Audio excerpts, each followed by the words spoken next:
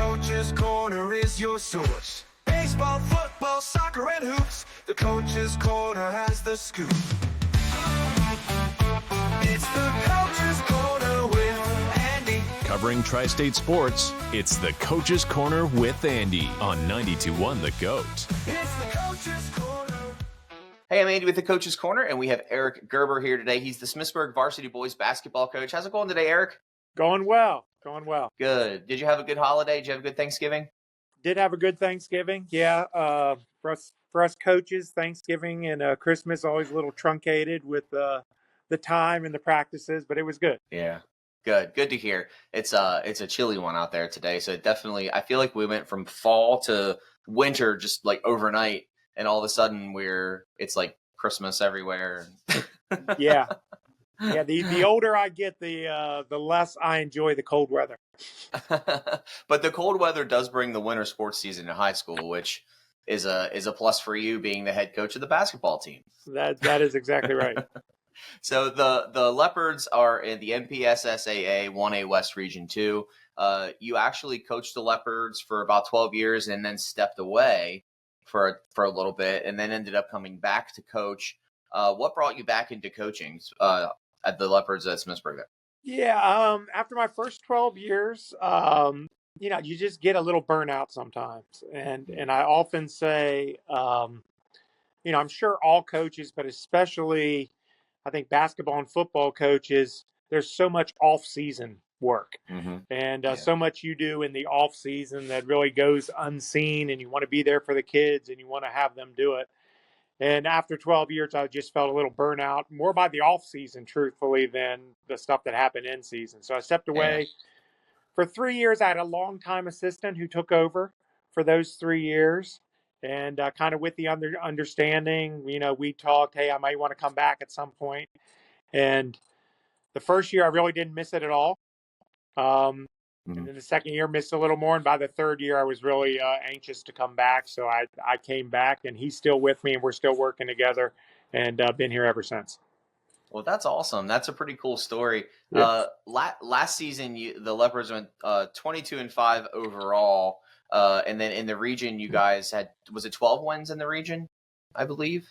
I cannot even tell you what our exact region record was, but yeah. Yeah. Overall, 22-5, a pretty respectable finish. You guys did make it to the semifinal round of the 1A state championships as well. Who do you have returning this year on the team? And you want to highlight them a little bit? Let us know what position they're playing and what you have, what outcomes you have planned for them this year. Yeah, well, that is that's an interesting story because, as you said, we went to state semifinals last year. Lost to the eventual state champion, Edmondson from Baltimore City. We had 6 of our top 7 returning, or were planning to return. A lot of good kids, but they were really looking to reclass. And I said, guys, you can't do that at a public school. So if that's really what you want to do, you have to search and find a private school that you could go to and reclass. So we unfortunately have gone from perhaps, and this certainly has never been said before, the favorite to win a state title from Little 1A in Western Maryland to a team that lost just about everybody. And so I had 2 brothers who went down to Mount Zion Academy in PG County and are the Tyler brothers, right? Tyler brothers, exactly. Sorry, yep. Yeah. So they went down there. Mount Zion's having a great year, and they're seeing what they can do. And then I had another kid, Neff Rios, who went down to Concordia Prep in Baltimore, who was one of our key contributors. And then I had another young man, Trinity Wright, who is not with us this year, just going through some personal stuff. And so he's not going to be back either. So we went from really looking to kind of recreate the success we had last year to kind of still, I say things don't change every day in practice. We want to get better. But what practice looks like is a little different this year now with missing those 4 key guys. Yeah, and hopefully most of the players that are on the team this year look at it as an opportunity to step up and go into those places that those key players were that left the school. Absolutely. A lot of guys who, were looking at, maybe being on the team, but being, 10th, 11th, 12th guy are now going to get, varsity minutes that they were not Hmm. necessarily expecting to get. So it's a great opportunity for them. One thing about coaching here at Smithsburg, you're always working with great kids. So even though they may not perhaps be the talent level, they're still great kids. They work hard in practice, and we'll do whatever we can do this year. Hey, as long as you work hard, you'll be successful in some way, shape, or form. I always say. But speaking of successes, you got your 200th victory last season. Congratulations on that. That's a pretty big milestone. Thank you. Yeah, I'd say that's a product of longevity, but Yeah. yeah, that's nice. And as I said, and I think a lot of coaches, especially at places that aren't necessarily powerhouses, would concur with this sentiment that some of your best years are the best things you think you've done as a coach. Um, don't get recognized because you've taken a team that you thought maybe was a 5-win team, and you've become a 10-win team or a 9-win team. Um, Yeah. and that's one of the nice things about coaching is seeing the progress and sometimes having success that you weren't expecting.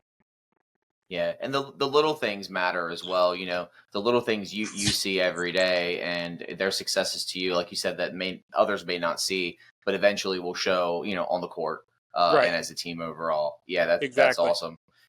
So you when you came back to the Leopards, I actually found the old article from the Herald Mail talking a little bit about it, and you mentioned your wife being one of your biggest supporters. Smithsburg has a big community or a small community, but they're a big small community as well. Very supportive of the high school. Is it still that kind of support for the winter sports teams? What are you guys doing to be involved in the community as well, and how are they giving back? Yeah. Smithsburg always for a school has had lots of athletic and academic success through the years. Both my wife and I are actually Smithsburg graduates. Oh, So, cool. yeah, I'm coming back and, coaching and teaching here at the school where I was a student and obviously played basketball and football. So I have deep ties to the community here. And one thing about Smithsburg, if you've never been in our gym, it's a very, very small gym. So, getting ready to go to practice in a Uh-huh. few minutes. For practice, it's not great because we don't have a lot of room. But years that we are fairly successful and we have that student support, it becomes a very difficult place for opposing teams to play because you are right on the Yeah. court. It's like our version of Cameron Indoor, where all the fans and the student sections are up and right at the opposing player. So it's a great atmosphere to play home games. Yeah, that sounds really cool. I like those smaller gyms like that Yeah. for that very reason. Yeah. Yeah. Yeah, it's. I always say it's great for games. It's a little tougher at practice Yeah. because we don't have the room. But that game atmosphere, you can't think. Yeah, you can't beat it. My AD just dropped off some scorebooks for me. So, Oh, but Ryan? yeah, Brian, Andy Yeah, Murray. tell him I Yeah, said hi. yeah, he says hello. Yeah. So you're mentioning you have practice here coming up in a few minutes. What does one of your practices look like for the basketball team? What kind of conditioning are you guys doing? I know basketball is it's a very demanding sport, constantly running up and down the court. You don't really get too many breaks unless timeouts are called or a foul's called. Um, what are you guys doing in practices to make sure your athletes and your players are in peak condition? Yeah. Typically as a coach, especially a basketball coach, you try, at least myself, I try to condition doing basketball things. I mean, there's so much you Mhm. can do in basketball, running the court with a basketball in your hand.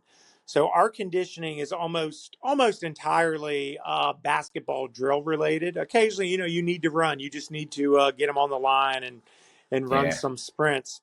But most of the time, we condition doing basketball things.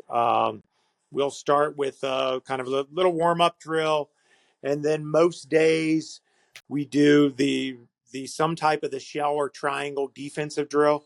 Um, where we really like to hone those fundamentals every day with what we want to do with our defensive system. Our defensive system really doesn't change too much in our levels from ninth grade to JV to varsity. Um, that's one thing I believe in a coach, that you want to really, really drill the defensive fundamentals. And then offensively, we do different things. And as a coach, and even at different levels, what our offensive philosophy really changes year to year based on our personnel and what our players can do. So as a coach, my defense doesn't change too much year to year. What we do, defenses we will play, again, depends upon the strengths of our players, perhaps. But offensively, the things we do this year are going to be much different than with the players I had last year, where it was more of a free flow. Hey, let these guys go. I just didn't want to screw them up as much. And we Yeah. were trying to get out and run.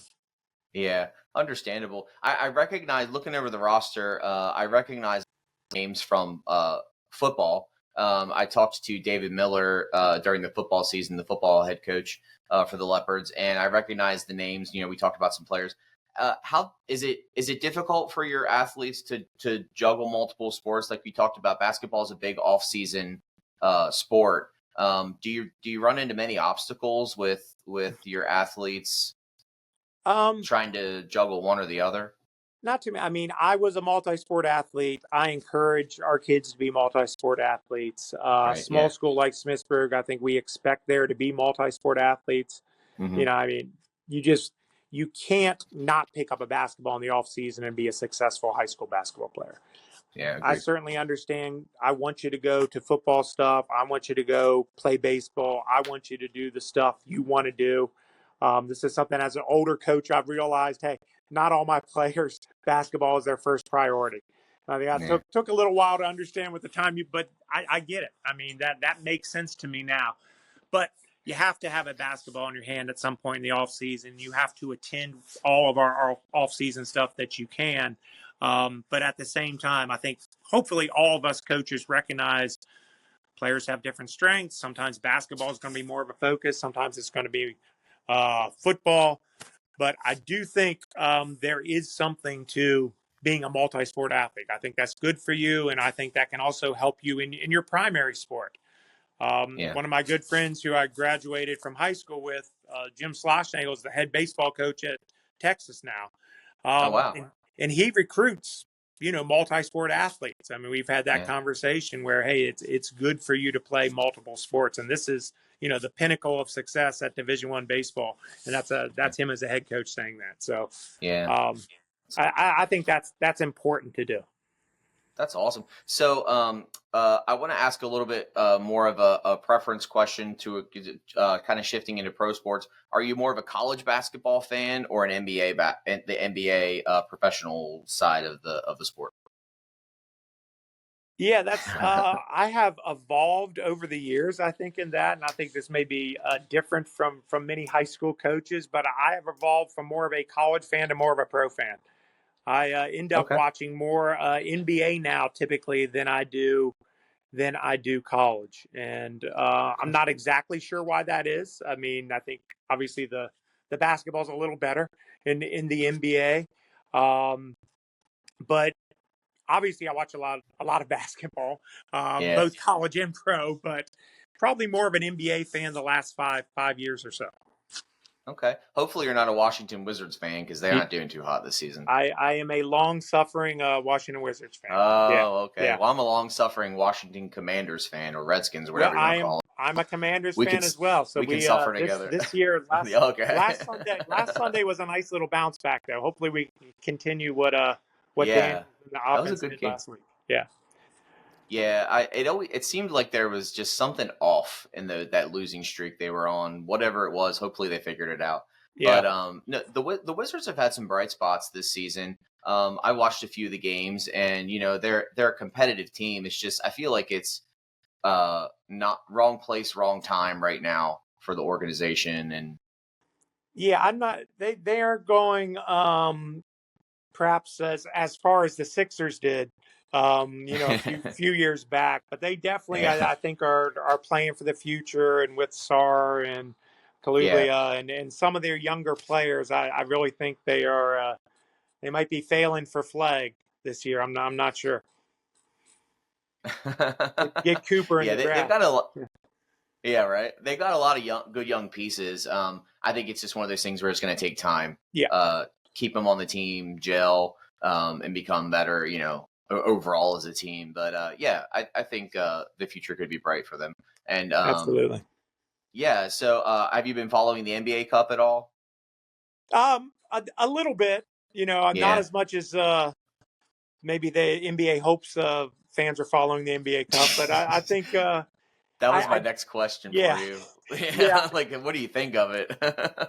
I do think it'll continue to grow. I mean, I like the idea again that Yeah. they're doing something different. They're taking Mhm. some chances, trying to grow the game a little bit. I know it's the European soccer model a little bit, and that's the most popular sport in the world. Yeah. They're doing the different thing with the All-Star game as well, which had become just a bit of a farce. So I do appreciate Yeah. the way they will try new things. I think that's good for a Yeah. pro league the way they do that. Yeah. Yeah, agreed. Well, Eric, it's been a pleasure having you on here today. I know you got to get to practice and get the players going for today. Good luck on your start to your season, and good luck this season as well. We'll have to check in with you halfway through and see how the Leopards are doing. Sounds good. Yep, we open tomorrow night, so we're anxious to tip it up and see how it goes. If you'd like to be featured on the Coach's Corner with Andy, email coach at 921thegoat.com.